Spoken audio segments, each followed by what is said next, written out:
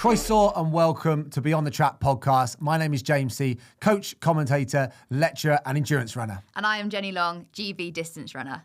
We'll be going beyond the track, speaking to the athletes about their stories and also the very best of the sports professionals in Wales and beyond. We hope you will leave each episode feeling better informed and more inspired about athletics and running in Wales.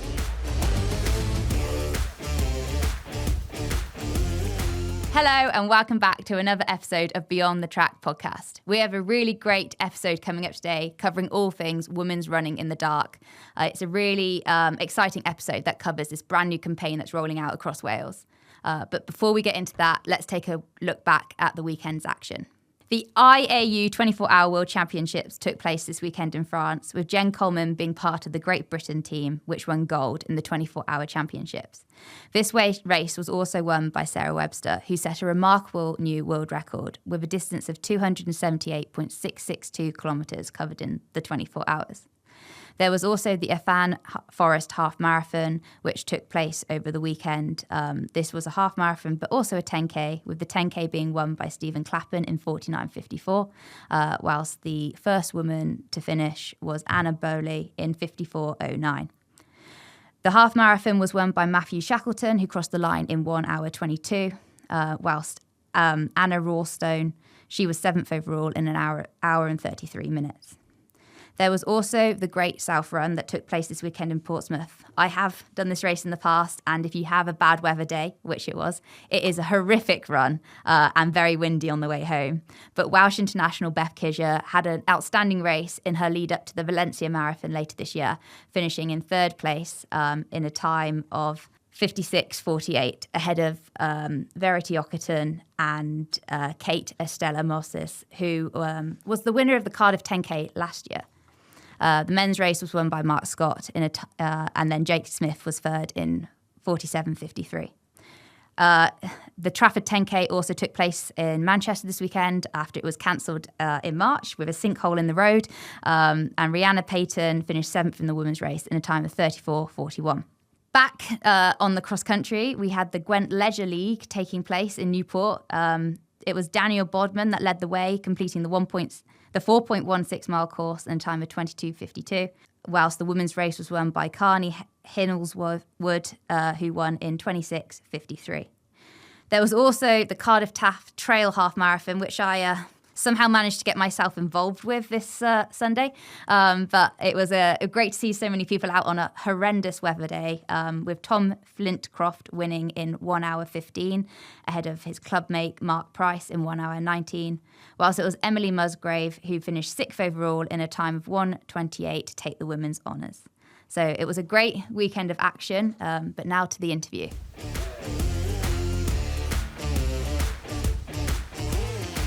Welcome back to Beyond the Track podcast. Today we have a really special episode celebrating the recent launch of the Welsh Athletics Own the Night campaign, which aims to raise awareness of women's safety concerns when running at night or early mornings. Joining us today, we have Welsh Athletics Head of Participation, Hannah Baulch, endurance athlete and mum of 4, Lizzie Dimond, and owner of her own pace running group, Faye Osgood. Welcome all to Beyond the Track podcast. Thank you. Thank you very much for having us. Firstly, we'd like to get to know you all. Hannah, could you introduce yourself? Yeah, hello. So I'm Hannah. I'm very, very lucky to be working at Welsh Athletics in a sport that I absolutely love and have loved since a teenager. And I kind of lead on the informal side of our sport. So anything around getting people into our sport that's not your traditional track and field. So we work closely with parkrun, social running groups, and also the younger side of the sport, so starting blocks and the daily mile. That's kind of my sphere of the world, if you like. That's a busy sphere. It's a busy, very busy sphere. Talk about busy spheres. Faye, Yes. your own pace running club. Yeah. So tell us about your own running journey and the group club you set up. Yeah, so in March this year, I started up her own pace run club. It feels like I was saying earlier, it feels like we've been doing this for years now. so her own pace is specifically tailored towards slower runners and beginner runners. So it's kind of a run club for those that it's a women only space, and it's mainly for those that, like I said, maybe have never tried out running. And it's just creating that safe sort of environment for people to come out and try running. It might not be that it's for them, but it's just creating that safe sort of welcoming environment and run club. So that's what I do, and I've been running myself for, I think, just over a year now, so not too long, but I don't know, it must be a year and a half, coming up to 2 years now. And where are you based? What numbers at with the club at the moment? Yeah, so we're based from the Secret Garden Cafe in Butte Park, so we run from there. Really good, big fan of that. It's amazing. So they've been really, really supportive. Mel from the cafe, we sort of linked up just before I launched Her Own Pace this year, and she was like, this sounds amazing, just through me posting it on Instagram, and she said, this sounds amazing, this is something I would love to sort of get behind supporting, because they're very sort of community based, as everybody knows. So we sort of collab together. She is nice. Like I said, she's been really, really supportive and really helpful in, we've got a space to store our things there, so when everyone goes out on the run, there's a place to leave your bag, keys, phones, etc. And then we always finish the run with a cafe, with a cake and a coffee afterwards. So yes, that's where we're based on our weekends. That's when we do our 3K runs, so very sort of that really good sort of space for complete beginners that haven't tried running before, or just those that like to come along socially. And then we haven't been doing this since the beginning, but some girls said that they'd like to go a little bit longer, so sort of the 5K distance. So we're based from, is it called Pennyland Library and Community Centre. So we're based out of there every Tuesday. We do a 5K run. So yeah. Good routes around there, around Roast I like running, especially, yeah. I did a lot of running there because I lived on Ninian Road when I first moved to Cardiff, so I know the area well. So yeah. And finally, Lizzie, you're an avid runner. Could you tell us how you got into running and the club you run for? Yes, of course. So I got into running in 2017. Initially, I actually started running for myself to kind of feel a bit better about. I had 3 children, just felt a little bit soft around the edges, and I just wanted to feel a bit fitter, if I'm honest. So I just started doing just time-based runs around like my local cul-de-sac, literally. And I now run for Lisway Runners, actually. So that is me in a nutshell. I am a music and dance teacher, a coach. I manage an office in Cardiff, but it's all quite a lot of hustling going on, really. That's me. How did you get involved with the club scene? Like, how did you find out about the club and get down there and kind of join as well? Yeah, that was the best part of running, to be honest. So I ran the Cardiff Half, started running in about January 2017, and then I thought, I'm going to give it a go. It was actually in the October.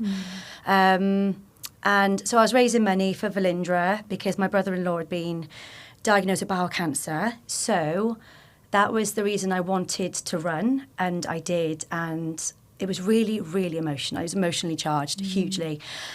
And I saw so many people I knew, my family, and I was like, this is so much more than just running. It's just, it was just a feeling. And I thought, I have to have this again. I have to do this again, and I have to keep going. And obviously I live in Newport, so Lisway is local.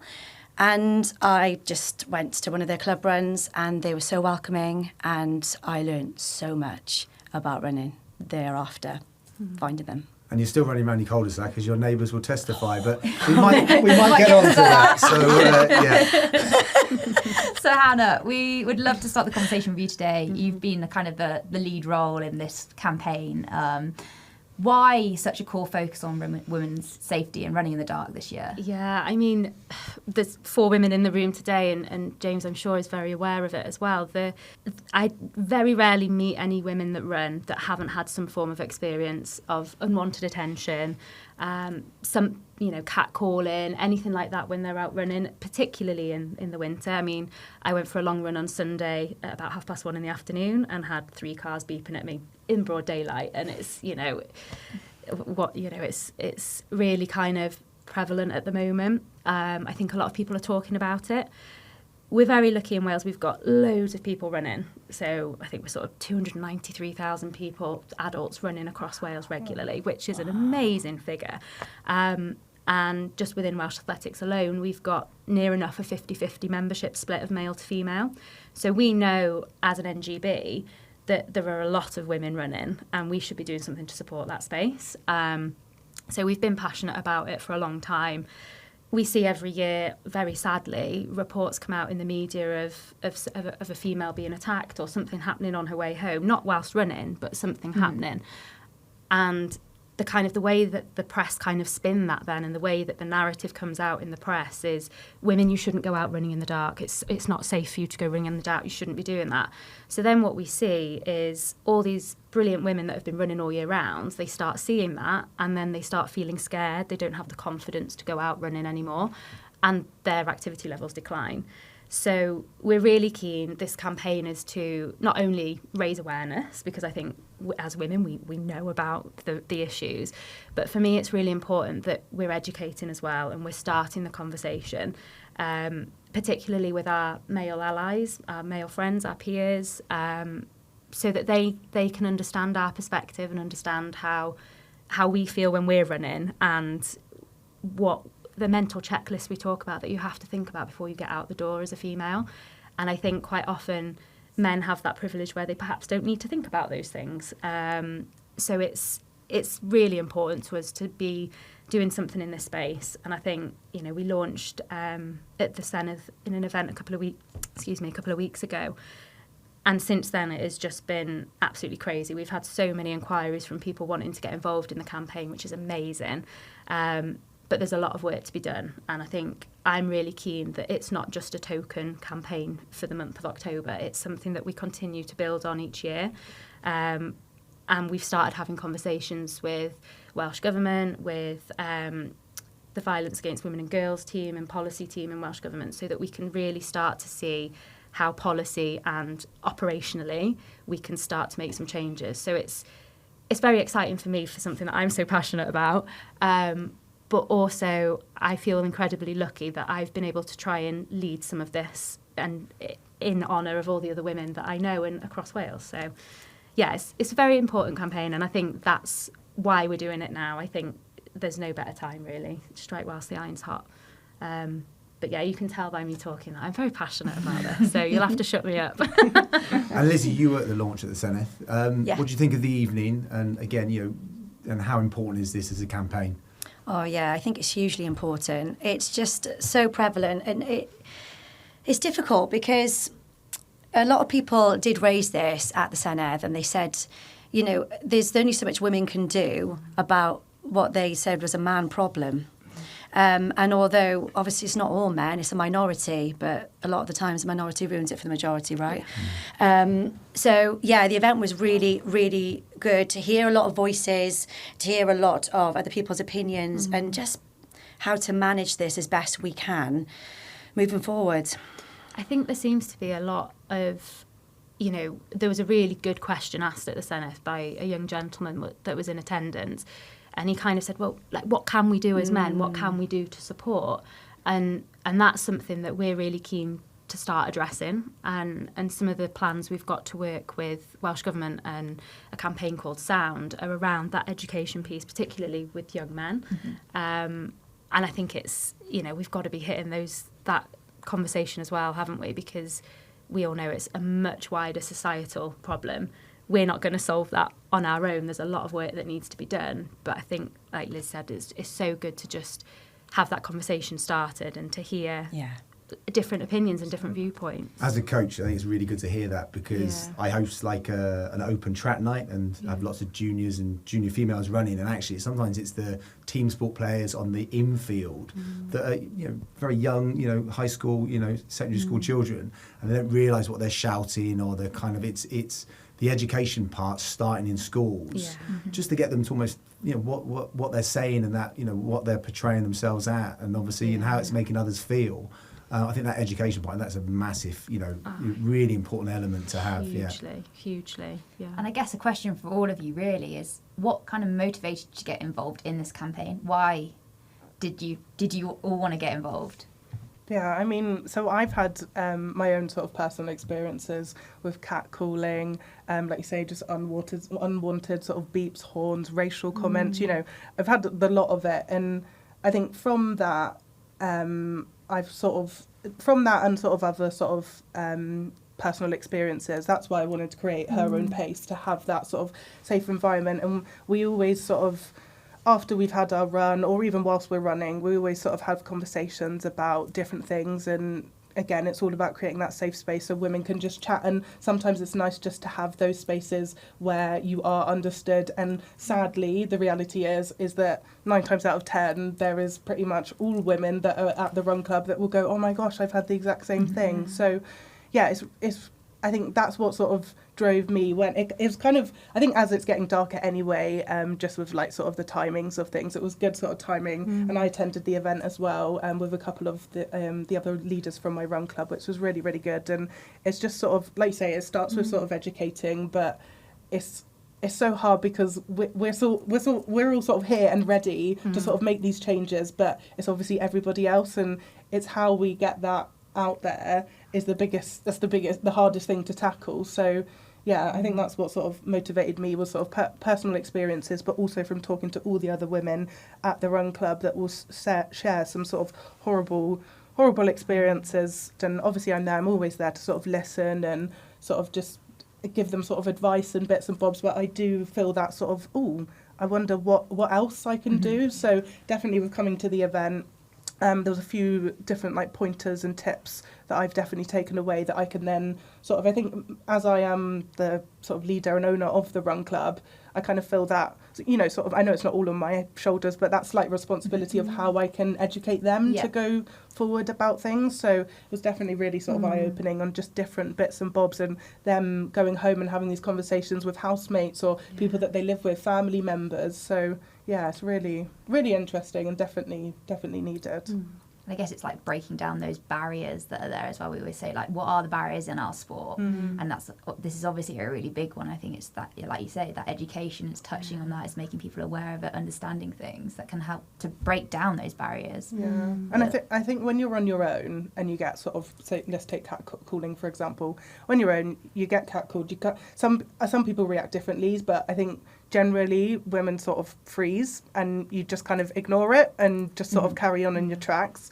Whereas when you're with a group, you kind of feel stronger to sort of either laugh it off and just kind of, even just turning to the person next to you and going, oh, did you hear that? Yeah, come on, just together, let's carry on. So I think just having those sort of safe spaces in all run clubs, sort of everywhere, it definitely helps tackle that sort of experience compared to when you're on your own. And it's knowing what to do when that does happen to you as well. Totally. And we're perhaps going to come on to this, but some of the work we've been doing with the local police forces is around going out to groups and running clubs and saying, you know, what it is that you can do. So report it in because it's so important. And I think you mentioned it there, Faye, like, we tend to just brush it off, don't we? We're like, oh, it was only a car horn. It was only this. I didn't get hurt. I'm okay. I'll carry on. It's happened.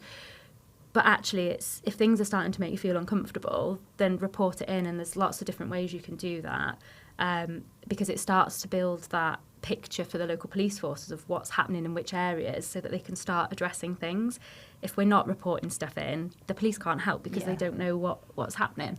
So, and you mentioned the kind of collaboration with the police force. How important is that then in the whole role of the campaign? Oh, massively, I think coming back to that awareness piece, I think a lot of women don't know how to report things in or what they should report in. I always feel like perhaps it's like, oh, I'm wasting their time. Exactly. Like, something like that. Like, no one's going to listen to this. Yeah, exactly. And I think you're not alone in that. I think nearly all the ones that we've done so far, people are like, oh, I don't want to waste police time. They've got more important things to be worrying about. But there's lots of different ways you can report stuff in now. So all of the police forces you can report online directly through their website, so you don't necessarily have to go through 101 or 999. Obviously always call 999 if you're in imminent danger and you know there's something happening, but you can report online through their website. A couple of the forces you can do it through Facebook and you'll get a call back, but it's really important to start building that. And the work we've done with Gwent Police, they were actually able to arrest somebody off the back of some information that had come in, because there'd been a few people that had kind of reported on that similar thing and it led to an arrest. So they are actioning in it, and it is important to do it because of that. I guess that evidence of kind of a result from reporting as well probably gives people a bit more confidence to actually go ahead and do it. I think, I don't know, like, if they share those kind of instances and the outcomes, I think for then people to understand that actually there is a process here and it does actually like legitimately take place. That's probably really good for people's confidence to go ahead and do massively. that. And the webinars that you've been hosting as well. I think the next one's on the 22nd on Wednesday. Yes, that's right. So you hosted a few of them, so getting that message out there. And then there's a big kind of run club going on, isn't there, on the 26th, so Sunday evening when the clocks go back. The clocks go back. So tell us a bit more about both of those. Yeah, so the webinars we'll have hosted 3 in total. The first one we did last week, which was an online one with the police representatives. That's available on YouTube now if anybody wants to listen back to it. Shameless plug. And we've got one this Wednesday with Our Streets Now, who are an external organisation that are doing some excellent work in this space. And then we're doing a final one towards the end of October. But the 26th of October, the big one, is we would love, in my little head, we would love to unite all runners across Wales, get everybody out running on that evening, because I think it's quite poignant because it's the date the clocks go back. So we're losing that hour a day, so an hour less for women to run in the daylight. And we just want to get people out running on that night in unity and celebration and solidarity of the cause. We want all the glow sticks, we want all the bright lights, all that fun jazzy stuff. But we have got 3 sort of core events, if you like, happening in Cardiff, Swansea and Colwyn Bay that people can sign up to and attend. Similarly, if, for example, with Faye, with her group, she could just organise a group run that night to celebrate, get some photos, put it on your social media, that kind of stuff. So, yeah, we're really looking forward to that. So far, it looks like there's quite a lot of people signed up, so it should be really good. And where do people sign up if they want to get involved? The best place to go is to the Welsh Athletics website. We've got a page on the campaign there, and everything to sign up for anything is all on that page. So, yeah. Just say as well, really good feedback from a lot of the girls. I couldn't attend on the webinar because I was at Run Club, but the girls that couldn't be there, lots of them attended and said how useful it was. So, yeah, definitely. Thank you. That's really useful. Really useful. And to highlight the issue, are there any experiences that stick out in your mind, Faye or Lizzie, whilst you've been out running, that kind of really draw attention to this problem? Well, the thing is, there's not one big occasion. It's just all the time. It's just all the time. Like this morning, I went out for a run, and it was dark. And, obviously it was early. Then there's just people in groups who actually, they finish, so I live by a factory, they finish at 6 a.m. So those are people are coming and they're walking home. And so it's not actually anything that anyone's actually particularly doing sometimes. It's just being out, and you can't always be in street light. You can't. It's actually impossible, especially when half of the street lights are out. That's a council problem. It's a council problem. Let me go back to that. And so, but I did some hill reps last week, and it's right by a subway. And I don't know why I did that, but I thought I'm going to do it. The smell alone would have been I know. But it was a really good hill. So I was like, and there was a group of people there, and they're like, oh, go on. And I was like, oh, gosh. But I'm still doing my hill reps, stand there, chest out, Yeah. But it was fine. But it's just, you kind of just got to just get on with it, get used to it. But why should we, And you don't, there's a group of them, there's one of you. Yeah. And you're a bit like, oh, how do you manage this? It's intimidating, right? That's the thing. You feel a bit kind of like, oh. Yeah, I was really trying hard on those hill reps as well. I was running away from them. It's really hard, Maybe work harder. But I think as well, I could probably count on a number, on a handful, sort of how many times that I've been out and nothing has been said. So I think definitely 9 times out of 10. And I think it's just going into the sort of, just going out for a run and you just kind of like, right, okay, how am I going to deal with it this time? Yeah. Because it just happens literally, not every single, but pretty much every single time. So I think it's just going through what you said earlier, that checklist of sort of how we prepare ourselves as women to just literally as simple as go out on a run, no matter what, be it in the dark or in the daylight. It's not nice sort of every single time. Yeah. And we all know, it's hard enough sometimes to get out the door for a run. We always say the hardest thing about running is putting your trainers on and getting out. So if you've then also got all of those other thoughts around, oh my God, I need to tell someone where I'm going, I need to make sure I've got my phone charged, I can only put one headphone in so that I can hear better. where is my route? Am I going to be going somewhere that's lit? Am I not? And that's become such a barrier for some people to then even go running. I think we're all hooked on running. We're all doing it. We're motivated to do it. But for somebody that's maybe just starting out and have done, gone through Couch to 5K or something through the summer, really enjoyed it, but then start having some of those experiences, they're probably not going to have that same motivation. And then it's really sad then that women miss out on that opportunity to run. And Jen, your own experiences? I think I've run since the age of 12, and I think I've been incredibly lucky that I've perhaps not come across many experiences. But I do also believe that comes back to the education part, that since I've been running, people have taught me, choose your routes in the dark carefully. The people I've been surrounded with, male and female, have been really well educated about running in the dark. I've never felt unsafe running with a male in the evening, but I've also never perhaps come across situations that made me feel unsafe doing running in the evening as well. But I do think I'm very lucky. Yeah. I've always grown up in a city. I've always run in a city, so I've always been able to run in street lit areas. I've always had a very good understanding of where to go and where not to go. But also my lifestyle's probably led to me very rarely having to run in the dark anyway. Yeah. There have been early morning runs I've done, which I've gone down by principality and regretted it very quickly. But I always think that if someone's not on a bike and you can outrun them, I'm probably going to be okay. I do back myself to do that, and I think it's just being aware. I cross the road if I see something I'm not very confident about. I think, and it's those small bits of education that perhaps we shouldn't have to do it. Why should I have to cross a road in the morning to avoid a drunk man? Why? But I guess it's that small thing you can do to perhaps avoid, to make you feel safer, and avoid the name calling, whatever else that might lead to you kind of brushing shoulders with this person.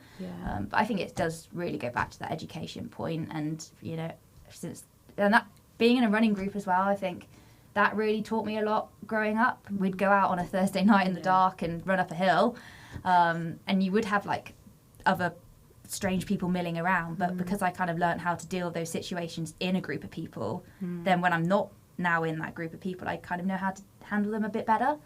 I think those are my experiences. I think I'm very lucky. I think just the conversation we're having so far, I think there's so many examples of just little bits just chipping away at you all the time. And I know I've again been fairly lucky, but I've had a few experiences, and sometimes they have been in the daylight, and you're just well, I should be able to just run without feeling unsafe. And especially now, I can't get to my running club very much because I've got a toddler, and anyone that, as Lizzie will understand, James will understand, your time is very precious and very different when you've got a youngster. So my runs now are often straight after work or at lunchtime, or I don't get to go out with other people. And I think certainly from doing this campaign, I've been a lot more aware of me running on my own and being more conscious to tell my husband where I'm going, tell him how long I think I'm going to be. Whereas I think before, because like you say, you have that safety in numbers when you're running with a group, you don't necessarily think about it. I think it was definitely a shock for me as well. So I moved to Cardiff about 4 years ago, but I'm originally from Hampshire, and very sort of countryside compared to moving to a city. Like you said, you sort of growing up in it, it's sort of all you ever known. You just know these things with just growing up in these areas. But definitely when I moved and I started to notice sort of more comments being made and sort of things that you sort of adapt, and you do your own research and look out for how you can sort of be safer. But it is definitely so scary when you don't know the spaces that aren't safe, safe to go. And if you ended up in an area in Cardiff that's not okay, if it's not safe, it's very it's really daunting, it's scary. But especially when you move new to the area, and I find that a lot with the girls that come to my run club, is they're sort of new to the area, one looking at trying running, but two just looking to make sort of socialising and friends, give something a go. But so many of us, luckily we've got this space now, but so like you said, if you don't know, you don't know. So exactly. it is scary, but And another thing I don't know if you've touched on it, but like what women wear when they run as well can have a massive impact on the kind of response you get from others around you. And I don't think that should ever be a thing. You know, like in the summer it's hot. I'm not wearing a t-shirt, but you definitely do get a bigger amount of attention from unwanted people as well. And I think as well, like, then selecting where you're running to, like if you're in the park, you're maybe slightly less likely to get the car beeps and all that, which, you know, is especially horrible. when men sort of, some go topless and just wear shorts. When And it's like, well, okay, totally. what are we going to do? Start wolf whistling when you run by? Like, you'd never do that. No. Never.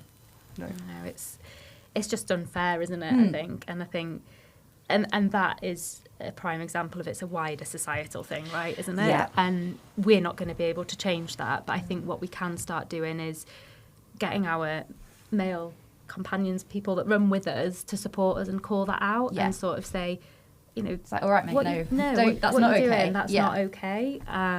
Because I think that's such a powerful thing for men to hear other men like say, no, that's not cool. Yeah. And that, I mentioned the sound campaign earlier, and that's kind of what that is about. It's really about getting men to have those conversations and to understand those traits that they might have that they don't realise they have, those unknown biases. Because it's almost like like you said, societal norms, and they actually may not realise that they're doing something that's like not right as well. And it's that it goes back to that education piece. Yeah, for sure. And James, you're obviously, well involved in the running space. Yeah. You've got a young daughter and you coach a group of female athletes. Like, how important is this to you? I think it's massive. As I said, you see it on a, sometimes just a micro level, just a training session. But yeah, definitely went out for runs, and I definitely call out people that say that. But then, it happens so fast sometimes, doesn't it? In terms of, it can be a car going past, and it's, what, you're trying to shout back, or throw up a swear word at them, but it takes you almost by shock. And I mean, when, I've got a 14-year-old daughter now who, she's going out for runs herself, and you want her to have a safe space. Because you just wouldn't want an experience that would jeopardise or throw her off being confident enough to go out and run. Because, as you said earlier, Hannah, it's, we all, men take it for granted that we can just go out any time. Whereas obviously you're talking, Jen, about planning your routes and, thinking about, what you wear in space, whereas men wouldn't probably most of the time think about that so much. I know there are obviously places I wouldn't be running in at certain points, but, I think it's really important. Again, it comes down to education, but I think you're right. It's a, maybe a generational thing that is maybe subtly changing, but as running is so popular right now, I think, once upon a time when you went out for a run, you were the anomaly, whereas now you go out for a run and there are so many groups. I think that's something now we're in such a powerful position. I think that's why this campaign can really grab hold of that in terms of, strength in numbers, but also just that, that kind of, communication amongst not just runners, but the whole of society. And I think that's a really important message. And I think that, in this running boom now, I think if we don't get the message out there now, then we're never going to connect to the masses. Yeah, exactly. And I guess that kind of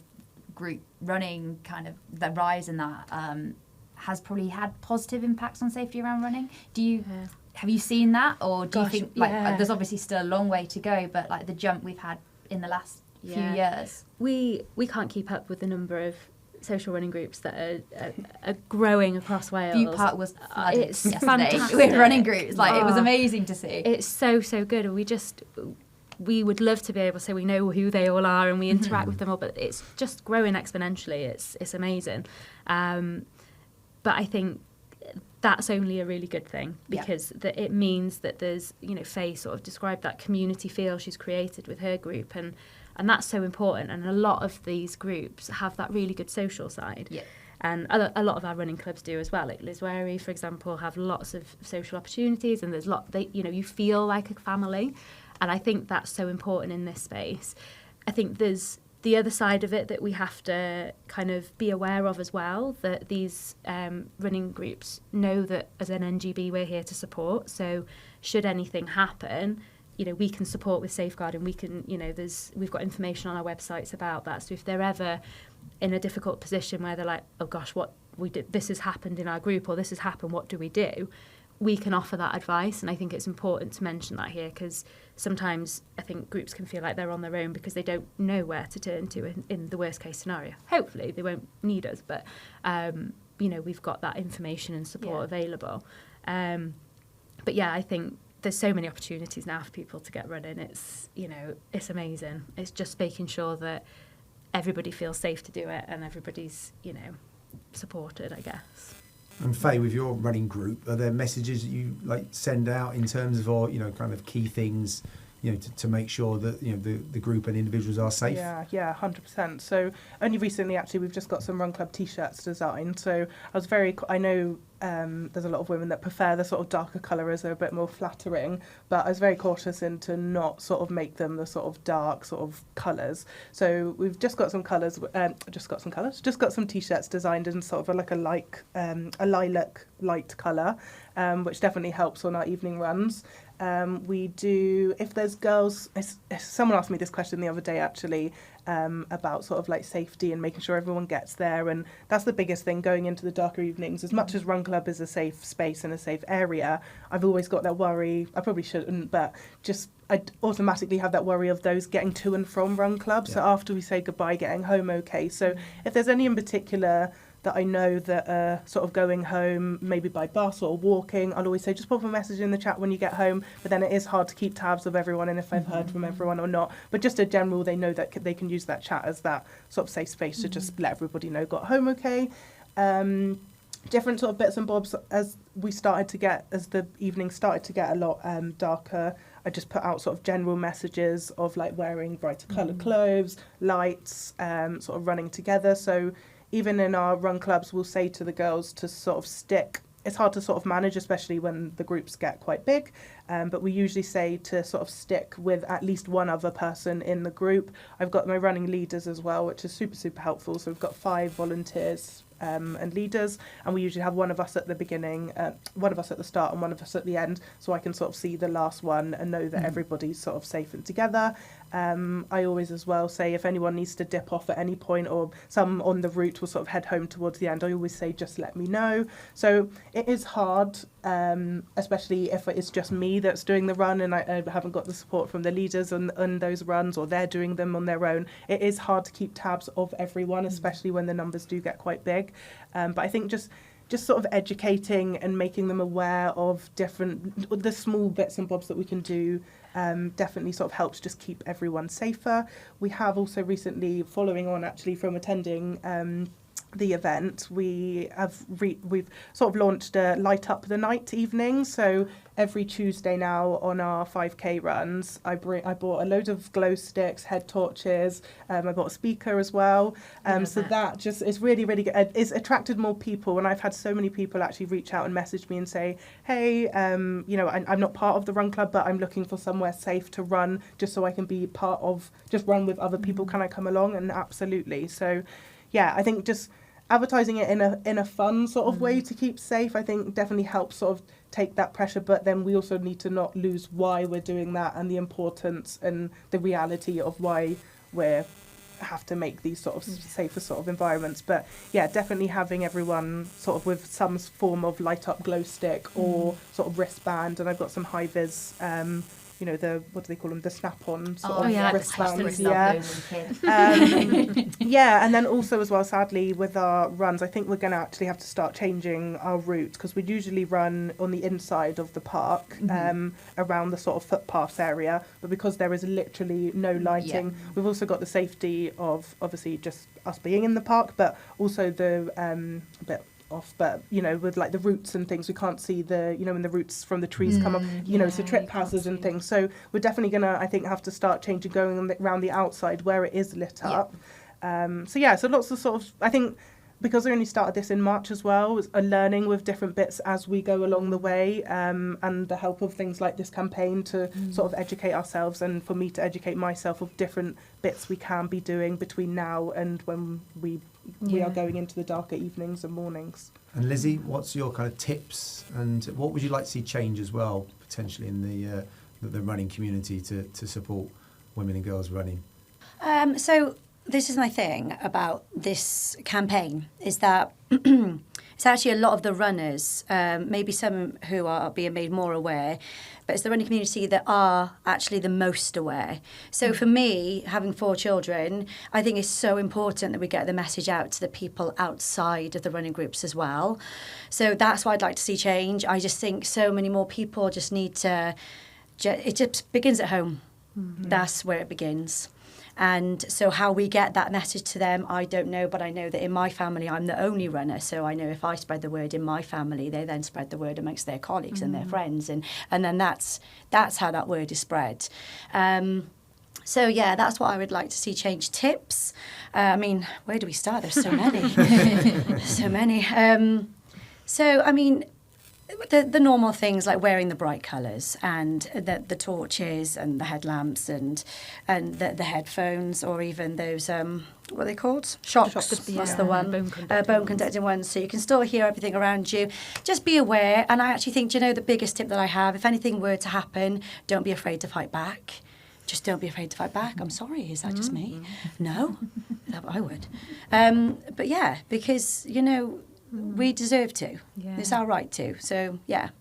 I think following on from that, Lizzie, as well, it's like knowing the tech, and we cover this in the webinar, it's knowing the tech that's around there and the apps that are around there to support you. So if anything did happen, you've got tracking, easy access to things. The safety features that are in devices as well, like in your Garmin. I'm not sure if it's in the Chorus as well, but you can have an alert that people can track you and know where you are, or there's put your wallet on your watch so you've got money that you can physically use if you need to. I think things like that are really important and probably give you a little bit of peace of mind as well. 100%. Another shameless plug. We've got a lot of information on all of this sort of stuff in our safety guide that we've created for this campaign. And I would recommend watching that webinar with the police, because it goes into all of those kind of apps and features that your watches have, that your phones, that's like Strava has, all of that kind of stuff to help keep safe. Yeah. And kind of finally, Hannah, in terms of what message would you get out to men or allies as part of this campaign? What would you say to them? For me, the big one is, have a conversation with your female counterparts, understand firstly, what it is that they're experiencing, and then ask that question, how can I help? What can I do to support? And I think a lot of it is that kind of having these conversations with other men, starting that. It's, okay, I'll buddy up with you, I'll run with you if you want on a night, and I can support, or I will call out bad behaviour if I see it. Obviously, don't ever put yourself in danger at that point, but it's that kind of support that we're looking for, I think. And we know the running community is fantastic, and there'll be so many men that, we're already doing that, and that's fantastic. But as Lizzie said, it's that kind of ripple effect. The more young men, the more young people that see role models acting well and doing, role modelling good behaviour, the more likely they're going to grow up and replicate that. So people like yourself, James, are in such a fantastic position where you are a male role model to a lot of runners, and a lot of young male runners as well. It's them looking up to you and seeing, James is showing this is how we need to do this. He's asking those questions. He's supporting. That's how I want to be. I want to look like that. I want to be doing that as well. So I think that's where the conversation's got to go next, I think. And, we're really looking forward to working with some external partners to see how we can, make that easier for people. But yeah, I think that's probably the biggest thing from me. And is there anything else any of you would like to add, or any takeaway moments so far kind of on this campaign? I think it was everything that you said, really. I think from that campaign as well, it's actually sparked different conversations. I was only chatting last week on Tuesday with some of the girls, and they said, wouldn't it be a really good idea if we could, because we're women only, they were like, wouldn't it be a really good idea if we opened it up to bring your partner along, bring your family along, bring friends along? But I think we're definitely going to look into doing that, maybe sort of come the new year or in sort of December time. But it'd be really interesting, especially if people do bring partners, boyfriends, husbands, whatever along. It would be really interesting to see what sort of attention we would get that we get sort of every week on our runs anyway, and how they sort of dealt with that. But I think it's just creating that space and just teaching women as well that not to be afraid to have conversations with other people, because we just sort of normalise it so much. I think it's just just sort of advocating and having those open conversations with family members, friends, people you work with, literally everyone and anyone. Yeah, I think that's it. Just sort of getting the word out there more. What she said. And look, we hope that the webinar, those that want to get involved on Wednesday, and then obviously, super excited to see the event on Sunday, and get people. What's the hashtag if people want to tag, or how do they tag in Welsh Athletics for the event? I think the best way will be to @Welsh Athletics. Yes. I'm looking at Josie through the screen, but also hashtag Own the Night is what we're asking for. So let's get that social media flooded with positive messages on Sunday night. Yeah, because I think the more we can shout about it, the more people are going to see it. And this is why the Senate event was really good, because off the back of that, I've had a local councillor from somewhere I won't mention in case I'm not supposed to, but contacted me and saying, look, I'd love you to meet with the leader of our council to start talking about street lighting, to start talking about the routes in this area that we can light up better. So that's the more, amazing. Really big plus, and the more we can get like the word out there, and it's not just seen as a sport thing or a running thing. I think the more impact we're likely to have, for sure. Perfect. Well, girls, Hannah, Faye, Lizzie, thank you so much for coming on Beyond the Track podcast and for all the hard work you guys are doing around this campaign. Thank you for having us. Thank you.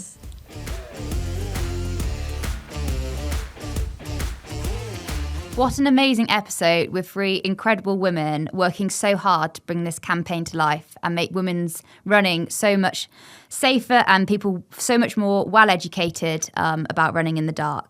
And talking about big events that are taking place this weekend, don't forget to either sign up to the Own the Night group run that's taking place on Sunday. It starts at 5 p.m. in either Cardiff, Swansea or Colwyn Bay. All the details can be found on the Welsh Athletics website. And if you can't make it down to one of those events, you can also go out by yourself or with a group of friends in the dark on Sunday night. And you can then submit that run through the Welsh Athletics website again to be part of such a massive event. Aside from that event taking place this weekend, we've also got the Welsh Inter-Schools Cross-Country Championships. These are actually midweek, taking place on Wednesday in Brecon. And it would be great to see all the kids down there getting involved in the cross-country at the beginning of this new winter season. There's also 3 events taking place on Saturday. We've got the North Wales Cross Country League in Erasmus Park, Colwyn Bay, the Halloween Porth Erasmus 10K taking place, and also the Snowdon Marathon, which our other host, James, will be involved in, taking place too. This Sunday, it's also the Valencia Half, which is part of the Super Half series, which Cardiff Half is part of as well. And there'll be many Welsh athletes taking part in that event this weekend too. So good luck to all of them. Don't forget to like, subscribe and share this podcast with a friend. And we'll be back next week with another special episode.